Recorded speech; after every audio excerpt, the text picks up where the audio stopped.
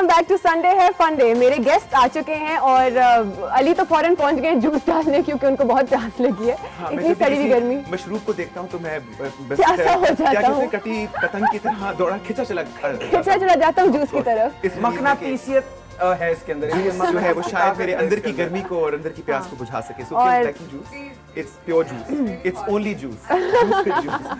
Juice की कहानी लंबी होती चली जा रही है। आप सबको मैं इंट्रोड्यूस कराऊं सबसे पहले अली सलीम से, जिनको कौन नहीं जानता, पाकिस्तान में बच्चा बच्चा इनको जानता है एज बेगम।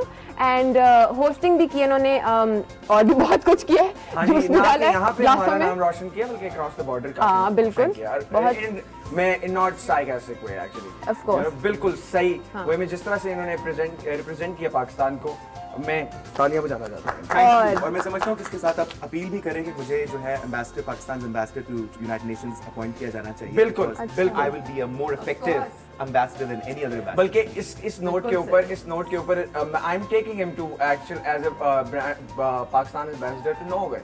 हम लोग जा रहे हैं शो करने एंड हम लोग रॉयल फैमिली के साथ के सामने परफॉर्म करेंगे Norwegian and there are a lot to come actually. Yes, आपको तो पता है कि I don't settle for anything less than royalty.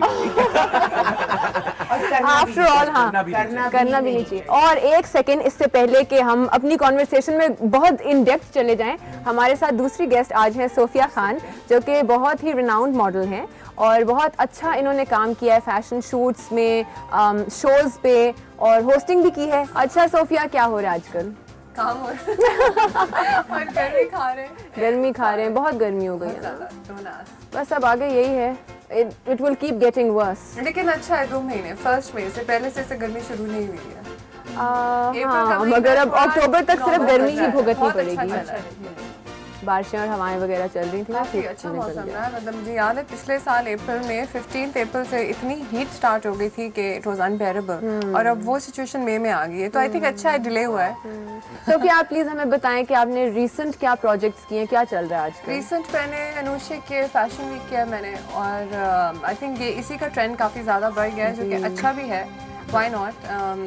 एक नेक्स्ट लेवल पे हम लोग जा रहे हैं, इंटरनेशनल फैशन वीक्स हो रहे हैं, तो उसमें अच्छा मज़ा भी आता है और पैसे भी अच्छे मिलते हैं। पैसे बिल्कुल अच्छे मिलते हैं डेफिनेटली, मगर उतना ही हार्ड वर्क होता है। बिकॉज मैंने अभी रिसेंटली फैशन वीक करके देख लिया है कि, और मेरी जो मॉडल काउंटर पार्ट्स थी उनके लिए मेरी इतनी रिस्पेक्ट बढ़ गई इस बात के लिए कि बहुत ज़्यादा बंदा इट्स हार्ड वर्क, खड़े रहो, ख्वार हो, मेकअप करा लिया, बैठे उस रिस्पेक्ट, उस हवाले से मेरी रिस्पेक्ट बहुत बढ़ गई है। लोग समझते हैं कि आप लाते हैं, खूबसूरत लगते हैं, बहुत ग्लैमरस होता है, लेकिन पीछे जितनी हार्ड वर्क या जितना उसको क्या कहते हैं फटीग होता है, ये हमें पता है कि कितना होता है। और बैक कॉमिंग हो रही है और बाल खिंच रहे हैं, खत्म हो जाते हैं, बन रही हैं, बाल खत्म हो जाते हैं। शोबिज़ सबसे ज्यादा हार्ड वर्क मेरे ख्याल से शोबिज़, बिल्कुल, क्योंकि there is no timing to it. आपको किसी भी टाइम पे आपको कह देंगे आज शूट है, अच्छा जी 4 घंटे शूट डिले है, एंड बिल्कुल काम और जुनेद हालात जो भी हो, गर्मी हो, ठंड हो, एसी हो, हीटर हो, ना हो, आपने करना ही करना है with a smile on your face. जंग की तरह है actually for us unfortunately, because मैं समझता हूँ कि एक तो पूरा का पूरा जो मुल्क है, जो जिस बहरान से गुजर रहा है और जो हालात गुजरता ही चला जा रहा है, गुजरता ही चला जा रहा है, तो हाँ मतलब गुजर भी जाए लेकिन गुजरता भी नहीं है। लगा उसमें कहता है ना कि मैं जब छोटा था तब मैं सुनता होता था कि पाकिस्तान एक मैंने सुना मैं कि पाकिस्तान अपने मुश्किल वक्त से सुन रहा है। अब मैं 25 साल का हो गया, अभी भी पाकिस्तान अपने मुश्किल वक्त से ही गुजर रहा है। बिल्कुल, लेकिन I think unfortunately entertainment does not figure very high on the list of priorities maybe for the government, and और somehow हमारे यहाँ जो एंटरटेनमेंट इंडस्ट्री है या जिसको आप शो बिजनेस कहते हैं, उसके अंदर प्रोफेशनलिज्म का बहुत शदीद फुकदान है।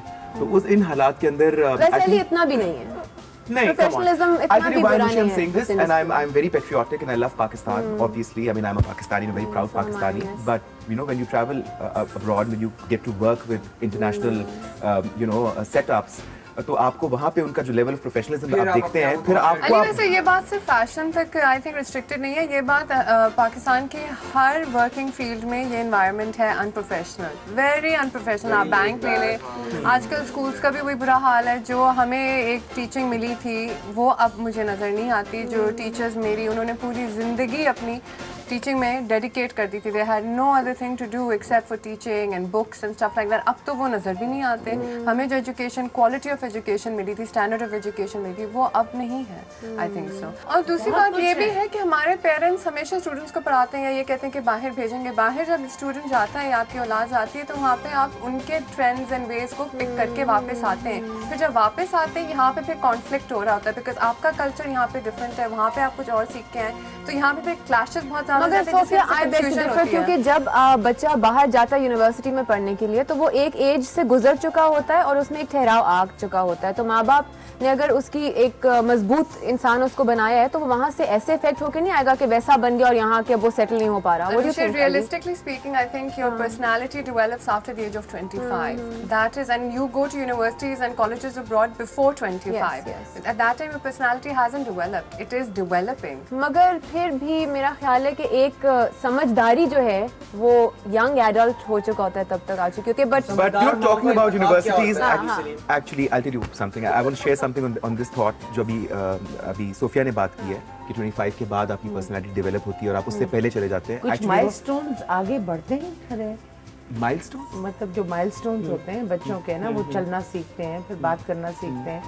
तो कुछ कैरेक्टर और पर्सनालिटी डेवलपमेंट अगर 25 तक ना हो तो ये तो कुछ थोड़ी सी खतरनाक बात है। देखिए एक बात, आई गेस पहले ज़माने में और अब के ज़माने में जो फ़र्क आ गया है, बहुत सारी डिस्ट्रैक्शंस आज के बच्चे के पास बहुत सारी डिस्ट्रैक्शंस हैं। Half their time they play spending on the computer, chatting away और जस्ट ब्राउजिंग एंड और प्लेइंग गेम, प्ले स्टेशंस और इन चीज़ों के ऊपर mobile phones and SMSing and constantly बच्चे भी।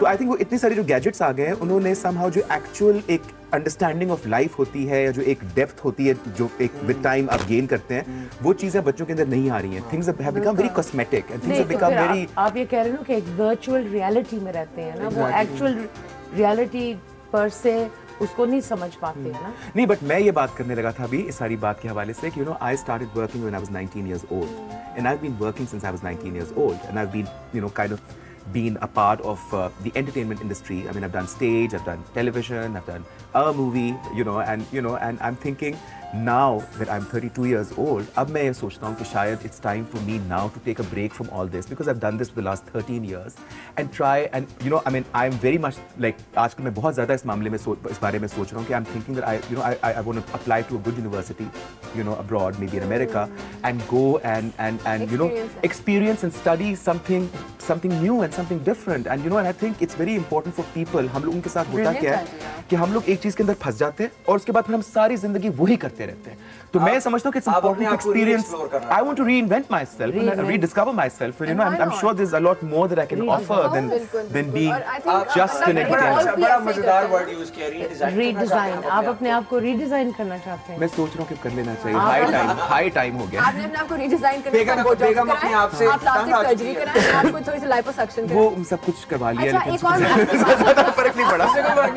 उससे कोई फर्क नहीं पड़ता। I think वो biological It has to come from within. It has to change. Has to come from within. मैं एक मजे की बात हूँ, इतनी अब सीरियस बात हो गई तो जरा एक शुगली मजेदार बात भी कर लें कि एक नॉर्मल सी सड़क पे एक उर्दू में पेंट से लिखा हुआ वो नहीं होता वो कपड़े का वो इश्तेहार लंबा सा लगा हुआ था अक्रॉस द रोड और इस पे उर्दू में लिखा हुआ था कि लाइपोसक्शन, फलानी सर्जरी, नाक की प्लास्टिक सर्जरी और ये तो आप देखें कि किस हद तक किस तबके तक ये चीजें ठहर। बट मैं आपको एक मजे की बात बताऊं, अगर उर्दू में लिखा है तो किस क्लास के लिए लिखा है ना? I know, but I am just saying कि मैं आप मुझे रेट्स भी मुझे लगता है कि अब जल्द वो वाला वक्त आ जाएगा कि जिस तरह आप हेयर कट कराने जाते हैं ना सैलून के अंदर, अब सैलून वाले ये भी शुरू कर देंगे कि कम 3 hours and walk away with 2 inches less on your waist or things like that. खाना लग चुका है, अफजाल ने बहुत ही मजे की बिरयानी बनाई है तो चलते हैं, चल के खाना खाते हैं। आप तो कराची में भी रहे हुए हैं अली, आपने भी बताया कि आप 14 साल कराची में रहे हैं, तो कराची में तो बिरयानी बहुत मशहूर है।